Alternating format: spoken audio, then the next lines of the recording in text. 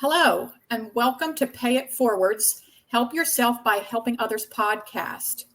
This episode, we will discuss tiny homes. I'm Sherry, the podcast moderator and a director of Pay It Forward. Pay It Forward is a nonprofit philanthropic organization that is dedicated to improving and educating communities. Joining us today are Alan and Mitchell. Alan is an engineer who has worked at many high-tech companies, as well as owned and operated several successful businesses, and is currently the president of Optima Renew Corporation. Optima Renew is a real estate development company that creates unique properties using green construction technologies for both energy efficiency and to promote health and wellness. Mitchell is a business entrepreneur who specializes in the construction industry and marketing and brings his expertise to both Pay It Forward and Optima Renew. Alan, can you explain to our listeners what a tiny house is? Sure, Sherry. While there's no official definition of a tiny house is a small, compact house that is typically less than 500 square foot in size and are designed to maximize space and minimize waste. They can be built on a foundation or on trailers. The homes built on trailers are often referred to THOW, tiny house on wheels. That's right. That's right, Alan. And there's a difference between a tiny house on wheels and a tiny house on a foundation. A tiny house on wheels is considered a recreational vehicle, typically regulated by a Department of the Motor Vehicles, while a tiny house on foundation is considered a permanent dwelling subject to building regulations. That's interesting. I've heard there are advantages to building a tiny house on wheels. What are those advantages? There are several advantages to building tiny house on trailer. The two most favorable being mobility and getting around local rules that dictate minimum structure size. Since a house built on trailer is not on permanent foundation, it normally is not governed by local building codes. Many municipalities dictate a minimum home size, square footage, and makes building a tiny home on foundation not legally possible. Mm-hmm. However, there are also disadvantages to building a house on a trailer. The main one being that it's confined to straight dimensions since it will be driven down the road. The maximum dimensions allowed with obtaining a special permit are 8 feet and 6 inches wide and 13 feet and 6 inches tall and 40 feet long. While this is the maximum, it is rare to see tiny houses longer than 32 feet. Since beyond that length, they are become much more difficult to transport. I've heard about the tiny house movement. What is that? The tiny house movement is a social and architectural movement that advocates for living simply in small homes. It's about downsizing and minimizing your environmental impact while maximizing your freedom and flexibility.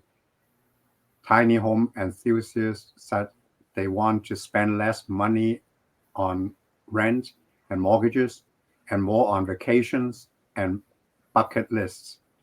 And others said it helped them live environmental friendly and forces them to spend more time appreciating nature rather than focusing on amassing a lot of material things.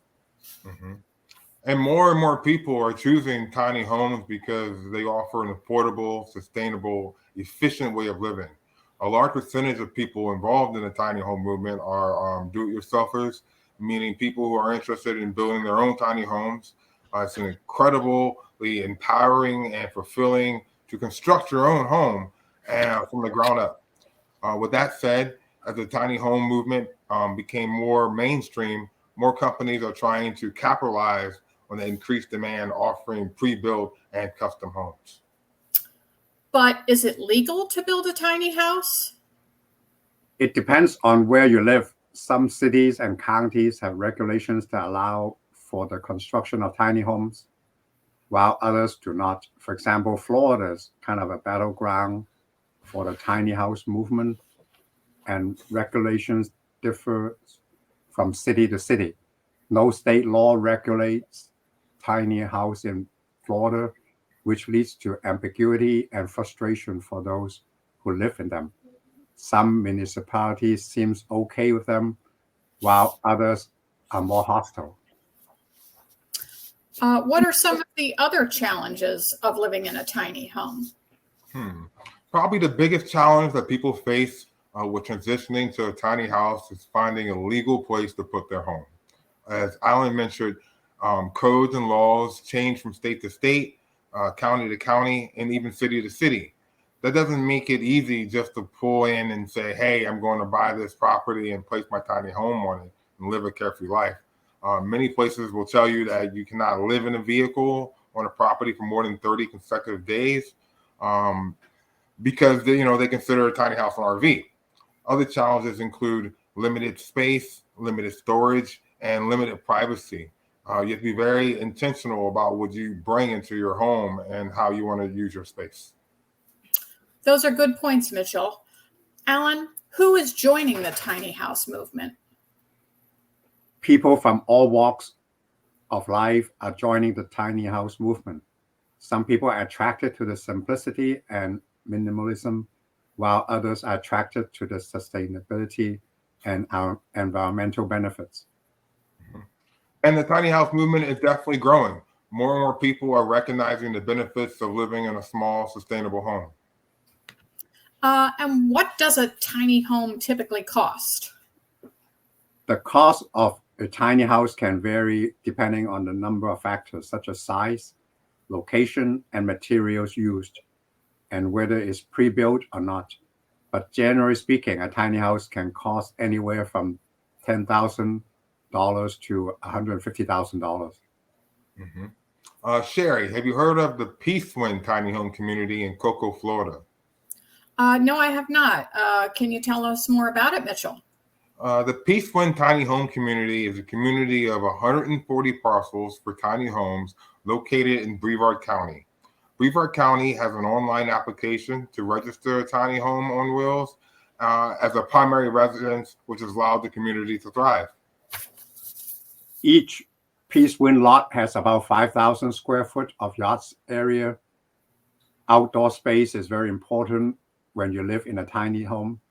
Peace owners make use of the yard space for decks, gardens, sheds, chicken sitting space, children play areas, among other things.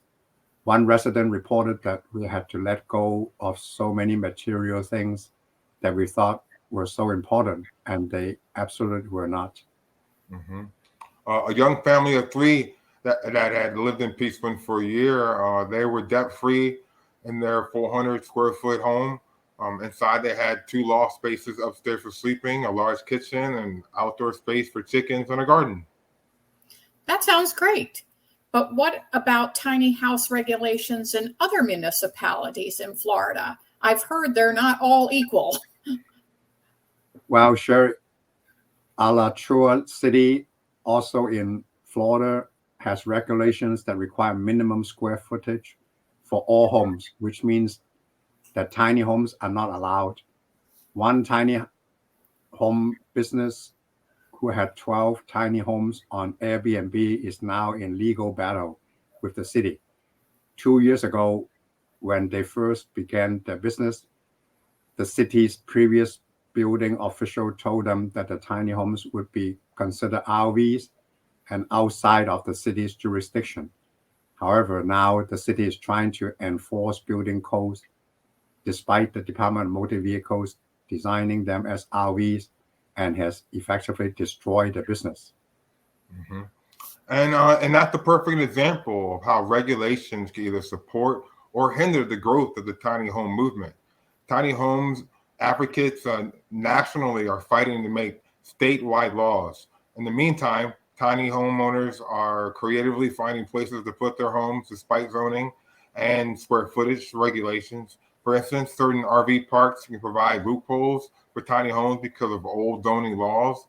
In Florida, there are 9 tiny home communities that are considered safe havens for these owners. So, how do you decide if a tiny home is right for you? Want to live in a tiny house? Try marking off an 8 by 20 foot area in your garage or some space similar and living in it for 24 hours. Put a TV in it, put a dresser in it, set aside an even smaller space for the bathroom. Don't leave it. If you can deal with all that, maybe the tiny house life is for you. A lot of people couldn't ever live in this size space. Living tiny is a mindset. Mhm. There's also resources available to help you decide if a tiny house is right for you. Online, there are checklists and questions you can to ask yourself. Um, Before going tiny, blogs from current tiny homeowners and TV shows like Tiny House Nation that all provide the pros and cons to going tiny. I have to say, there is something I find very appealing about going tiny. I watch several of the tiny house shows on TV and find them fascinating. Whether I could actually live in a tiny house remains to be seen. But I look forward to discussing this topic again in the future. Thank you both for joining us and sharing your insights. It was great to be here. Thank you for having us. Okay, until next time, keep paying it forward. Thank you for watching. Bye-bye. Bye.